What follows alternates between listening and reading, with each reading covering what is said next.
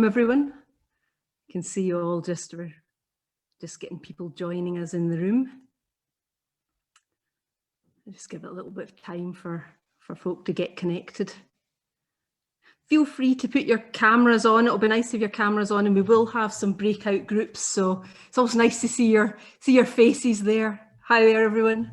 Welcome, Nikki. Hi, Karen. Hi, Douglas. Who else? We've got a few Karens. Hi, Santa. Great. Great to see you all. Brilliant. Well, as we're just getting started, and I can see people are still joining, so to give people a little bit of time to do that, what would be really lovely is if in the chat box you would just add in your name, where you're located, and seeing as it's lunchtime, it kind of feels like we've got to have a lunch related piece of information for you. So maybe what's your favorite sandwich? I'm an egg mayo kind of person. Or if you're not a sandwich eater, what's your favorite lunchtime snack? Maybe what you've even been eating today. I'm imagining a few of you might be sitting there with your cup of tea and your sandwich ready to go. Hi, Mark. Oh, BLT. Yeah. Coronation chicken. Yeah, that's great. Hi, Karen. Inverurie. We've got Aberdeen, tuna and mayo. Classic. We've got a few classics coming through here. We've got Doug in Wokingham. Corned beef sandwich. It's a long time since we've had a corned beef sandwich. Karen, you're still chomping away. Maria, chicken mayo, yes. Cheese all the way, ham toasties. I've actually just had lunch, but I'm now starting to get hungry again, just reading all these things. Dear. Okay, I think we'll just give it a few more seconds for folk. Oh, hummus and sun-dried tomato, that's classy. That is. Chicken and sweet corn. Cream cheese bagel, I think absolutely that counts as a sandwich.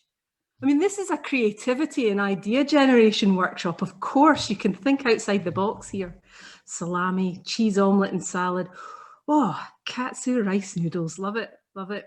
I can see Laura while you are not got your camera on, eating noodles in front of everyone. It's not good, is it?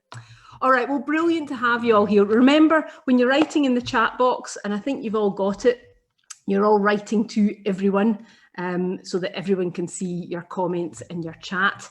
And you can see a little arrow on the chat box, so you can choose everyone if you've not already got that. Oh, Nadia, I'm so sorry, and I've brought up food. That's terrible, you're fasting. Okay, so it's always good to see who else is in the room, so it's nice. So welcome and thank you for coming along to the 4th event in the TechX Club Ideas Club series. This is the first session of 2 workshops, and I think you'll get maximum benefit from attending both of them. And I'll tell you a little bit more about the second session at the end of this one, and hopefully you'll have enjoyed this one so much you'll be raring to go for the next one.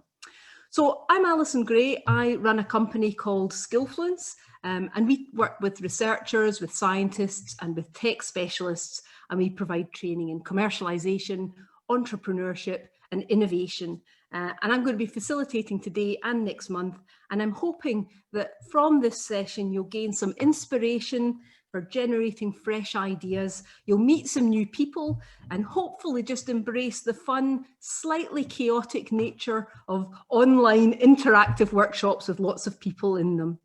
So to make the most of this, you might need to step out of your comfort zone a little bit, but don't worry, I promise I will do it gently. You won't feel a thing. It'll be a smooth process. You won't even know it's happened. A few things to mention just before we get started. So the session is being recorded and it'll be shared in the Ideas Club community.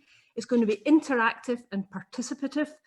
We'll have breakout groups. We'll hopefully have plenty of chat in the chat box. So please, we've got lots of folk from OGTC here with us today, happy to answer any questions and respond to comments in the chat box. And we've also kindly got Hannah, who's going to be managing all our breakout groups as well, keeping it all smooth, a smooth process. If you can stay on mute most of the time, but I can see all of you are extremely well house trained and have already gone straight on to mute, so good for you, thank you. But do come off mute in the breakout rooms. Keep your cameras on throughout if that's possible, but particularly in the breakout rooms because it's much nicer, I think, if it's possible. Understand it's not always possible for folk to do that, but if you can, that's great. And you'll need a pen and paper just to jot down some stuff as we go along, or somewhere that you can take notes. Notes. We're going to be using the reaction buttons shortly for something. So if you're happy with everything I've told you, let's try out the reaction buttons just to see if you've got the gist of them. And usually you can get them by just going down to the bottom of the screen and clicking on reactions, and give me a big thumbs up in your reactions. But there, you're all on it. Great, we've got lots of thumbs up, that's good. Just in case you hadn't really used them before, not everyone's terribly used to Zoom yet. So, okay, well, I've introduced myself and now it's your turn. So in a moment, I'm going to send you off, well, Hannah's going to send you off into breakout rooms in pairs for some introductions. And what I'd like you to do is to introduce yourself and share something inspiring or entertaining that you've been watching, reading, or listening to lately. Perhaps it's a book or a TV series, maybe it's a podcast or a film, music, blog, anything that you think it would be nice to share. And then when you come back to the big group, I'll ask you to share in the chat box, and then hopefully we'll have a great range of new ideas to keep us amused and inspired over the next wee while. So I'll over to Hannah to put you off into pairs to share some inspiration and say hello. Okay, I think we'll be welcoming everyone back shortly. There. I never get tired of that. Just everyone magically appearing. It's wonderful. Well, it was a little bit chaotic there because there were still people arriving. So hopefully you all got a chance to say hello to someone and maybe share something that's been entertaining you over the last week. Well, I would love it if you would share that in the chat box, so that this is how I get my ideas for what I'm going to watch and listen to next. I'm a bit of a science fiction buff, so I've been watching Apple TV's For All Mankind, which is all about the space race to land on the moon. So that's my top tip. What's yours? Call my agent. Yeah, brilliant. Call the midwife. I haven't tried that one. Faulty Towers. Queen's Gambit. Line of Duty, of course, that had to be in there. Homeland, Seaspiracy. Great. It's nice to get some variety and some new ideas for people. So please, anything that you've been watching or listening to, do share in the chat box. So this is going to keep me going for ages. So thank you for all these things. Hopefully you can capture the chat for later, and you'll have some ideas and some inspiration. But for now, what I would like to do, I'm just going to share my screen with you all. Hopefully you can see that okay. I feel it's time now to move on to a spinning cat. So let me just share that with you. Here we go. So I am interested to know, what direction do you think the cat is spinning in? So if you can see the cat spinning in an anti-clockwise way, if you can see it spinning counterclockwise, anti-clockwise, could you please put your hand up in the reaction button? Put your hand up. Now we've got 1, 2, we've got a few of you. But wait a minute, so who can see it turning clockwise? Who's got it clockwise? A few others. Has anyone seen it go in both directions? It's quite freaky, isn't it? Oh, is it still going? There we go. Yeah, I've got a few. I like it, Jeremy. I'm liking the hand and the thumb. That's good. So I'm taking it that means both directions. If you haven't seen it rotate in both directions, try concentrating on the tip of the tail, or look away and look back. I'm just going to let it go for another couple of seconds, because it'll start freaking you out a bit. It gets a bit much after a while. So this is actually a form of mass hypnosis. No, it's okay. I'm joking. It's not. It's actually an optical illusion. I'm going to just stop it now. Just stop share it now, just because it starts to get a bit much seeing it going on. It's an optical illusion, and the urban myth is that you can tell whether you're left or right brain dominant. But actually, that's nonsense. The illusion derives from a lack of visual cues for depth. And that's relevant for a couple of reasons. Our brains are brilliant at filling in the blanks and trying to make sense of things. So if you're looking to innovate and come up with new ideas, a great way of doing that is to spot gaps, to recognize problems and opportunities, and then generate ideas around how you solve them, how you might fill in the blanks. And secondly, often when we look at things, we forget that we're looking at them from a very particular perspective, our own perspective. So what we're going to do over the next couple of sessions is try and see things from a different angle.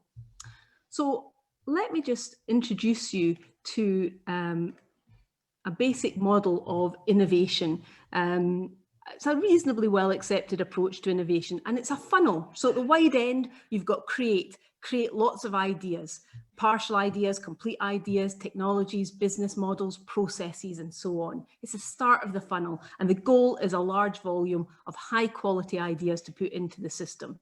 Then you move into define your ideas more clearly around key elements, discover, go out and find out more about it, and reduce the risk by uncovering some of the unknowns. Then it's developing it, so actually building or making it, more investment of your time, and then finally that deliver and go to market. And today we're very firmly in the create part of the funnel. So what I'm interested to know from you is, and a question for you is, where we find the motivation and the desire to learn something is by connecting it back to your life. So why is idea generation important to you personally? Not to your company or your organization, but why is it important to you? Why are you taking an hour out of your life to take part in this? And please share in the chat box why it's interesting to you to understand about idea generation.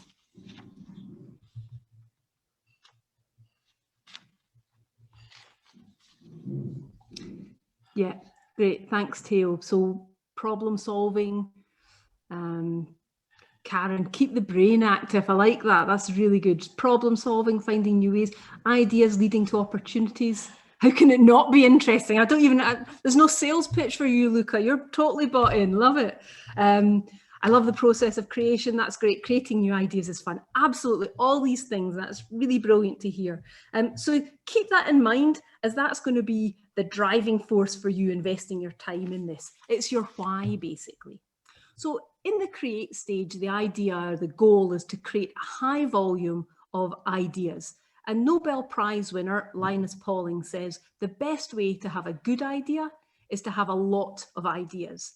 So we need to create volume, a bunch of raw material that can be worked on further. So now I'd like you to grab pen and paper or some other method for jotting down notes.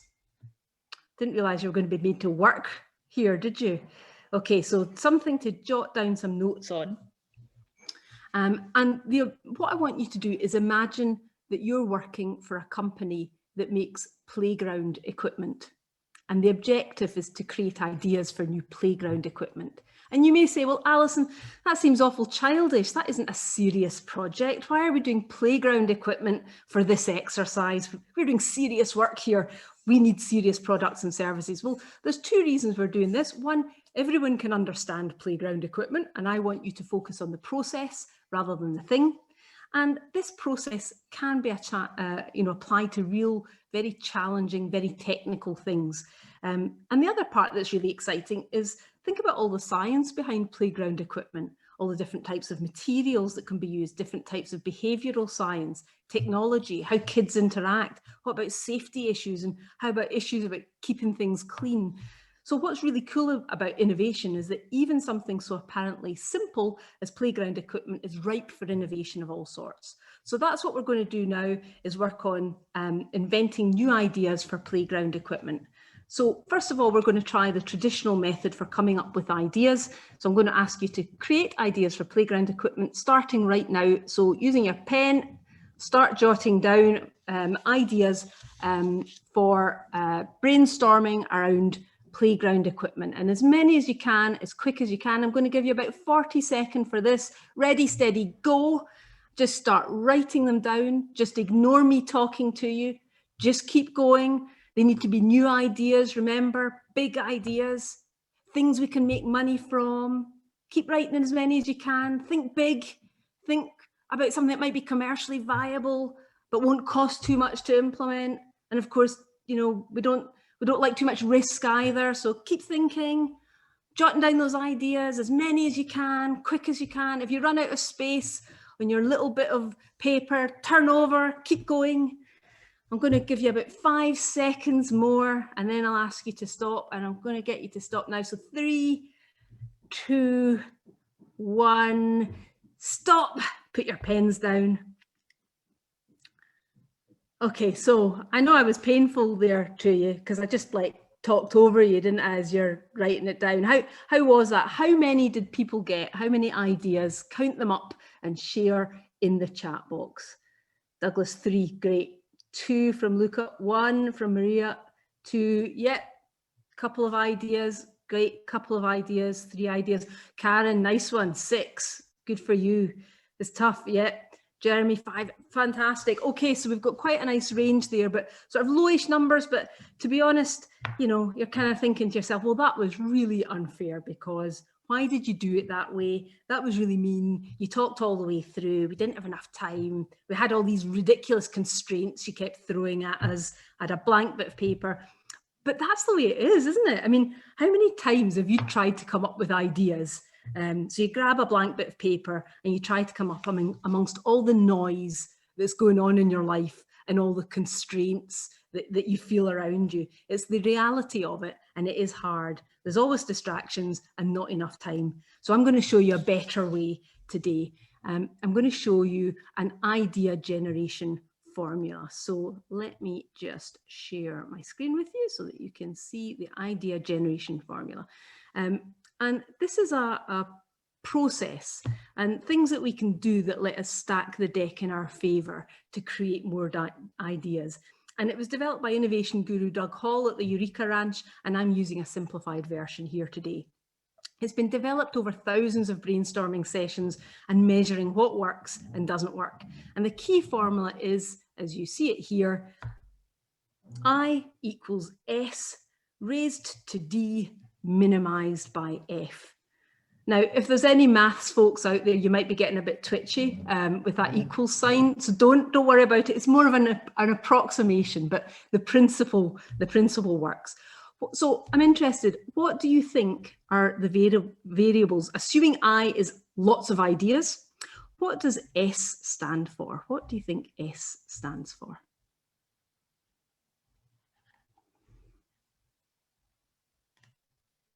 Just share with us in the chat. What do you think S might stand for? Give it a go. Doesn't matter if you're wrong. Stimulus, great. Thank you, Karen. Yep. You've hit the nail on the head straight off. So we're good.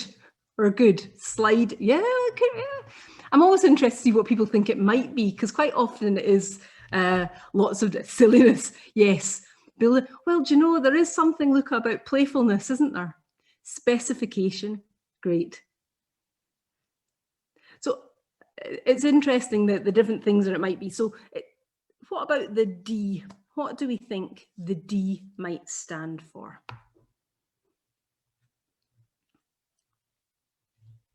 Any ideas welcome, whatever you think.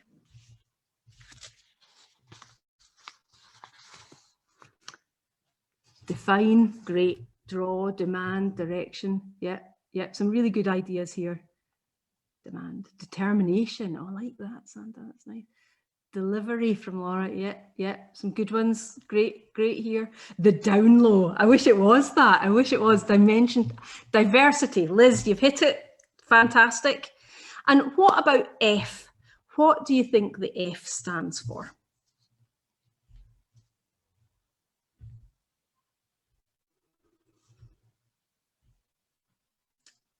focus, frequency, fortunate, I know, luck, fear, nice one, Karen, yep.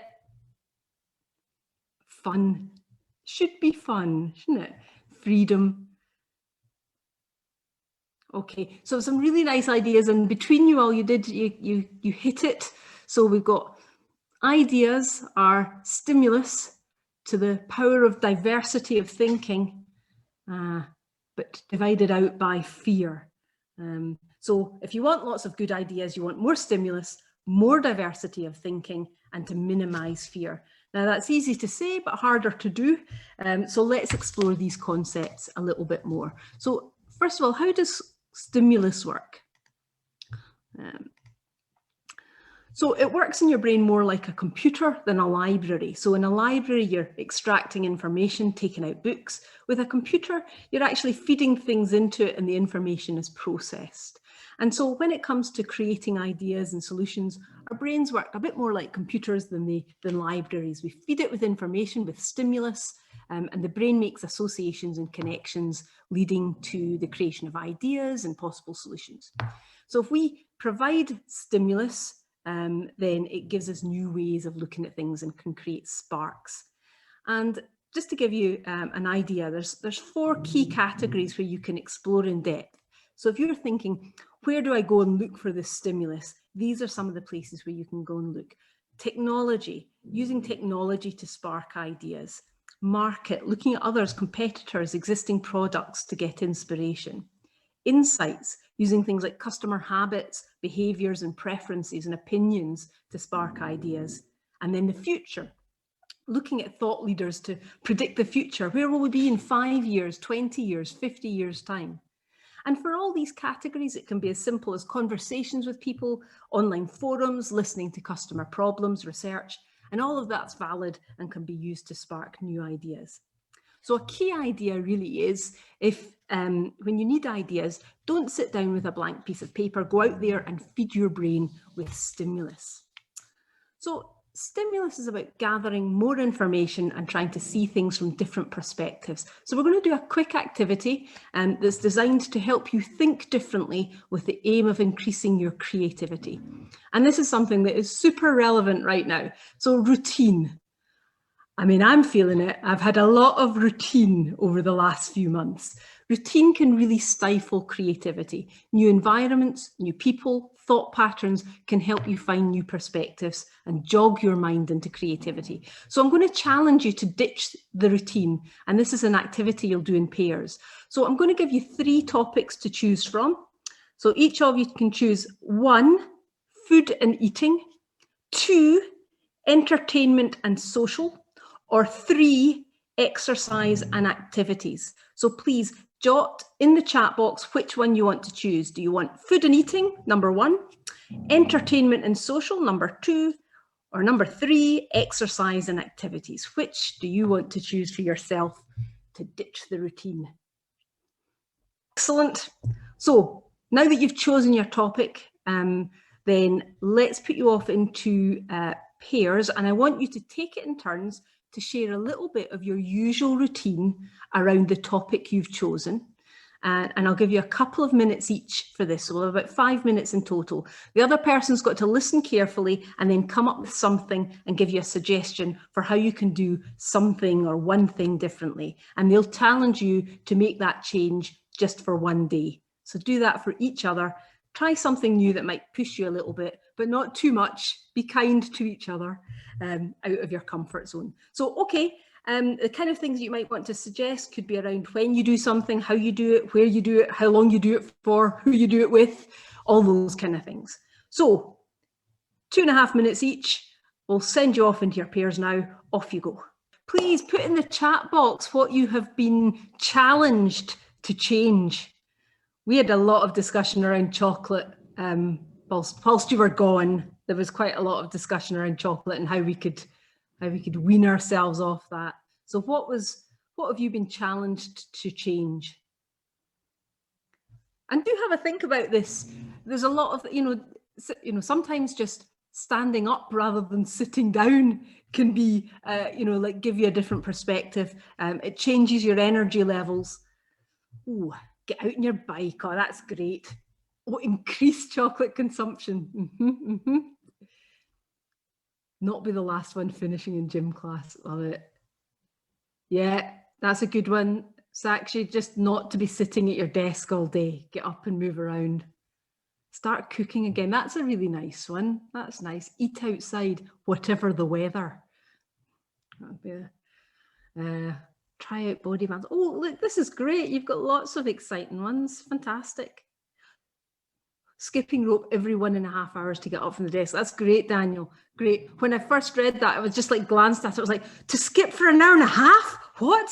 But no, that would have been a bit much. So brilliant. You've got some lovely ones there. I think that's smashing. So, you know, it is really about thinking, just about changing those habits, seeing things from a new angle. Let me just take a look now at diversity. So we've talked stimulus. Let's look at diversity. So why is diversity important? Well, because it multiplies the stimulus. So if stimulus is good, then a good stimulus helps us create more ideas. More stimulus would be even better. And that's the role of diversity. So what kind of things do you think might count as diversity?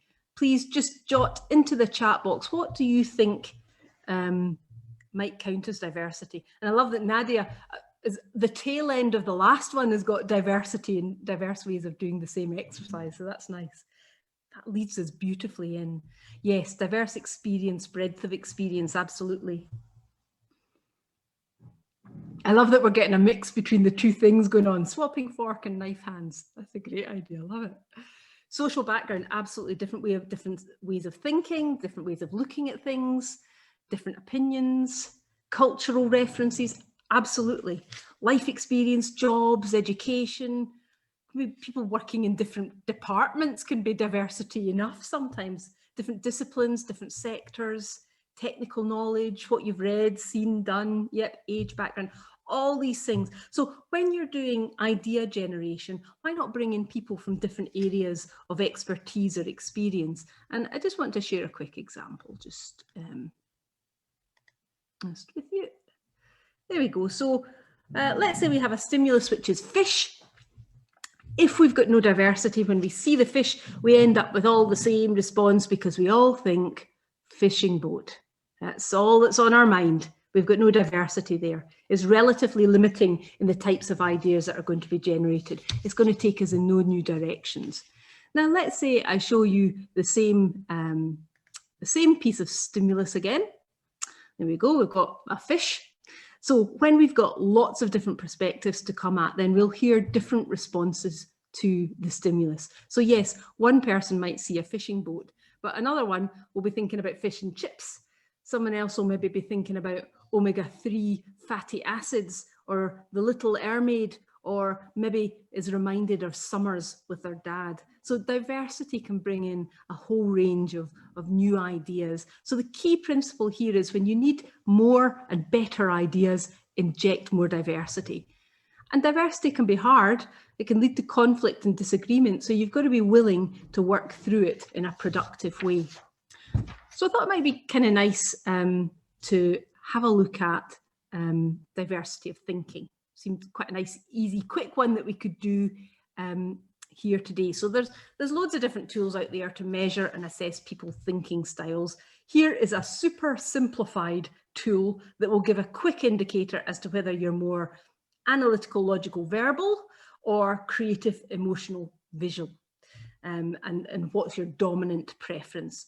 So thinking about your preference, take a couple of minutes to complete and total up your scores for each of the 7 elements. So think about your preference on a scale of 1 to 6. So for example, if you're led by your emotions more than your rational head, you would give yourself a score of 4, 5, or 6 for that second one down. Do that for each of those, add up your total score. I will stop talking for a minute now. So hopefully you've had a chance to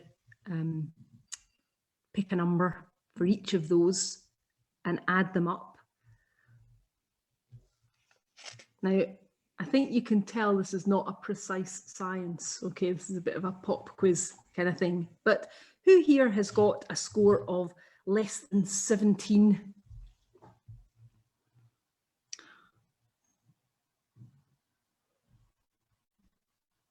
And who here's maybe got a score of more than 25?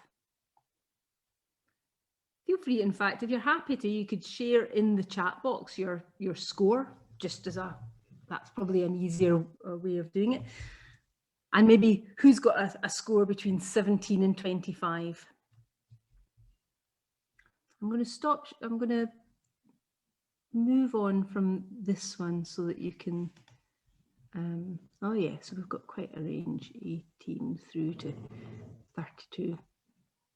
Yeah, great, nice range, isn't it? So I'm just going to move on to the next slide so that you can kind of see the sort of differences really. So someone who's got a score of less than 17, I would say, is a realizer, someone who is able to realize and make things concrete, put ideas into action, tend to be logical and rational. They like process, they question, they ask why, they may be more cautious, tend to be on time, and they're good thinking solo.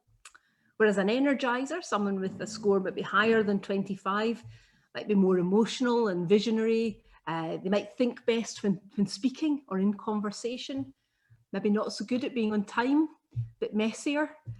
They question as well. They're curious. They ask why not. And they're adventurous.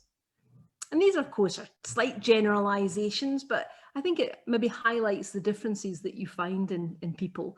And you can probably relate to some of the preferences more than others. For those of you who have a score between 17 and 25, no strong preference that really means. And quite often that will mean that you're able to flex and kind of move your preference and your style a little bit more easily to try different approaches. So I'm going to put you in pairs. I'll just stop sharing the screen so I can see you all properly again. There you are again. I'm going to put you in pairs just for 3 minutes to discuss and share your preferences. Are you similar or in style, or are you different in style? And what does that mean when you think about idea generation? Just a quick chat for 3 minutes in pairs. Welcome back. So if you're trying to get more diversity into your group, you can bring in different types of people to help. Thinking about bringing in people with different expertise and thinking styles and experiences.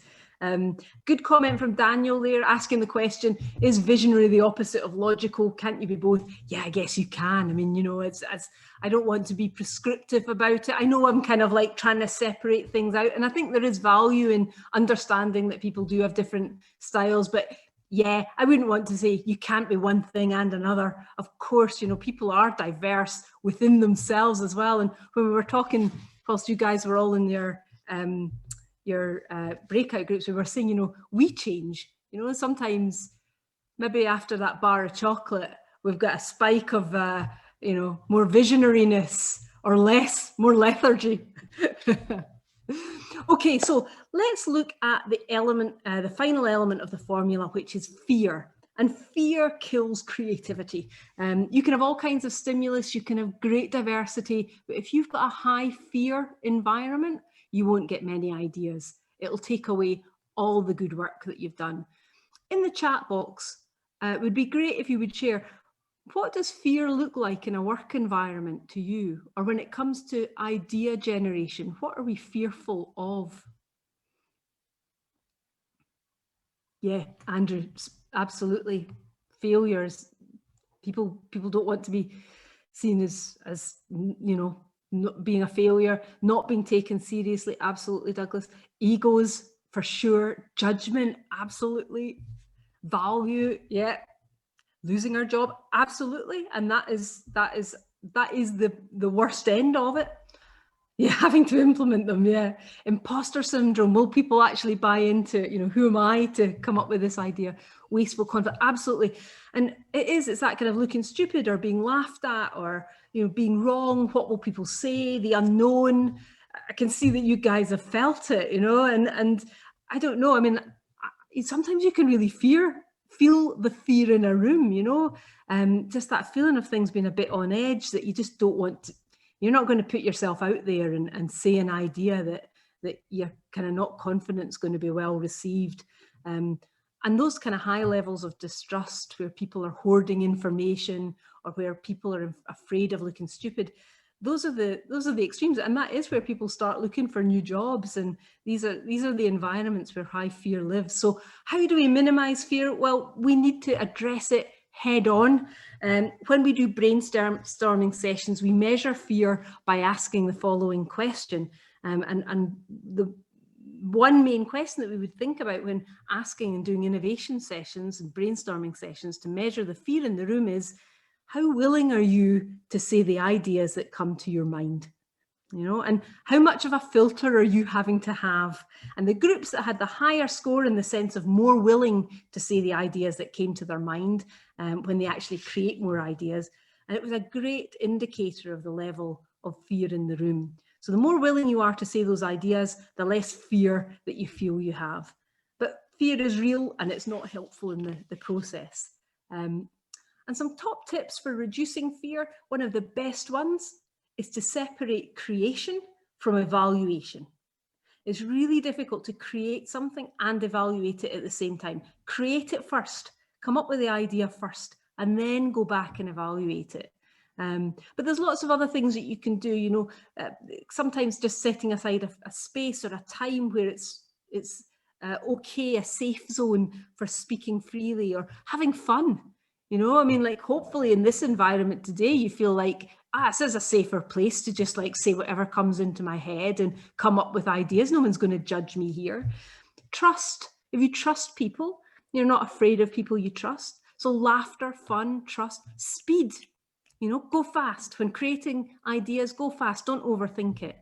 Be comfortable with incompleteness. You don't need to have all the answers. You don't need to know how it's going to work. It's just an idea, you know. So say it out loud. And, you know, it doesn't have to be complete before you say it, or else you'll never say anything if it's got to be absolutely perfect. So now we're going to go back to the beginning. And I am just going to share the screen again. So we're going to go back to the beginning, and that was my fear slide. That's a bit freaky though. So we've got the same objective, to create ideas for new playground equipment, but this time we're going to try and leverage the formula. So I'm going to need your help with this. Stay with me on it. So creating new ideas for playground equipment, and this is going to be a two-stage process, and this is how it's going to work. So step one, free associate on this piece of stimulus.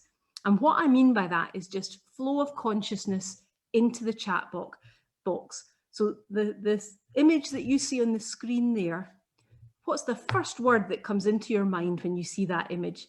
Type it into the chat box as fast as you can. What's the first thing that you think of? Yep. And what else do you associate with this? What else do you associate with New York City? What are the other kind of holidays? Yeah, Big Apple, Apple. Think more. What do you think? People, yes. Health. What else? Red apple, fun, friends. What else do we have? What other ideas do we have around? Yeah, yellow taxis. Love it, Charlene. Great. Opportunity, busy, friends, fun, big city, shopping, high-rise buildings, skyscrapers, crowded. Fantastic. Oh my God, I can't even keep up. There's hundreds of them. Look at this, Central Park, crowd pizza, you name it, it's all on there. I love it. Fantastic. So you have got the hang. I can safely say you've got the hang of this free association malarkey. Fantastic. There's no right or wrong answers with this. That's brilliant. You've got loads there. And what we've just done is we've just multiplied the stimulus and leveraged diversity, because now we've got 20 or 30 people just using that one image and going off in all sorts of directions. So I did something similar myself earlier. And I free associated. And here are the things that I got. This is what I thought when I was thinking about New York City and the Big Apple. And what I want you to do is the next step, and that is take those free associations that you've got and take the next step, and we're going to do this in small groups. So before I send you off into your groups, I want you to read back the kind of ideas that you came up there when you were free associating, and use your free associations in your group to see if it sparks novel ideas for playground equipment. So for me, for example, I was thinking about Leonardo DiCaprio. So it got me thinking about, what about a dress-up corner where you dress up as a famous movie character and act out a scene, and then you record it on video and you share it? Or what about King Kong? I had this vision of like King Kong hanging onto the tower, and maybe it's a bit like a bucking bronco and he's getting swung about all over the place and you need padding. And then I was thinking, what about a pizza spinner? You know, like when they throw the dough into the air, having something, you know, a bit like a fairground ride that's going up and down. So those were my ideas. What I'd like you to do in small groups, using the stimulus that you guys created, come up with a few ideas like I did. And I'm going to give you 4 minutes for this, no time at all. And I want you in your group to come up with as many ideas as you can and choose your favorite in 4 minutes, no time at all, because I'm running out of time. So 4 minutes to build on each other's ideas, see what you come up with. So we're just going to send you off into your groups now to see what you come up with. I would love it if you would share in the chat box your kind of top idea, your favorite idea. I'd love more time to spend on this with you, but I'm going to wrap up kind of quickly, but please jot in the chat box a yellow taxi climbing frame. Nice, nice. That toots when you get to the top, I hope. So while you're jotting that in there, I think it just, you know, hopefully it shows you, there we are in a Zoom session with folk that you barely know, just met, and, you know, within the space of a few minutes, we've come up with a huge amount of, you know, stimulus to get us thinking. And we've got augmented reality playgrounds, we've got fruit and veg shops, we've got taxi go-karting, you name it, recycled New York memorabilia. Already, you know, you're generating ideas. So I think it just shows you the benefits of stimulus and diversity and sharing a creative journey with people. It really leverages the diversity of the group. So some of the ideas are probably a bit crazy, but within that, there'll be some really interesting gems. And sometimes it's an element of an idea that's got, you know, a lot to it. And this time round, we applied it to playground equipment. Sure, that's easy, it's playful, it's fun, but we can apply the same basic process to other things, you know, serious things, pharmaceuticals, medical devices, financial services, you name it, we can use this process. And the stimulus may change, the people may change, the goals might change, but the process is largely similar. And that's what we really want to focus on. I understand, by the way, if you need to dash off, I'm hitting the tail end of this. So I've just got a couple of actions and challenges for you over the next month before I finish up, if you're able to stay. So first, I want you to think about the gaps that you are interested in exploring. What problems are you interested in solving? What gaps have you spotted? What opportunities have you identified where you want to provide a solution? Write it down. You can share it in the chat box if you like. That's great. Are you trying to make a process or a product, something make it faster, cheaper, more sustainable, more efficient? And then taking that challenge, let's try and come up with ideas. So, and this is for you to try out after today's session. I'm just going to share my final slide. And as I want you to shoot for the moon with your ideas, I want you to free associate around this image here, the moon. I want you to draw a moon in the middle of your page and then free associate at least 10 words, just as we did with the Big Apple, and then use that free association to create at least 5 new ideas. Select one idea to explore further, and that's your moonshot challenge. And of course, remember, ditch the routine. You were challenged earlier on to change up one element of or more of your usual routine, as was suggested in your pairings earlier. So that's us for now. If anyone's got any further questions, please use the LinkedIn community, or you can email TechX, and I think they'll be jotting the email address for that in. Don't forget to register your place for part 2 on 9th of June, same time, 1 p.m. And there we go, there's the link for you to register. We'll explore and try out some super useful tools for generating ideas and developing existing ideas, and we'll be building on what we've covered today. So thanks very much to all of you. You've been absolutely fantastic. I love that you just came in and you just went with me. You just like, whatever she tells me, I'll just go and do it. And you did it, which is brilliant. So thank you ever so much. Been lovely seeing you all. I loved all your energy. Thank you for taking part. Remember your challenges, and I will look forward to seeing you in June. So thank you very much, and goodbye.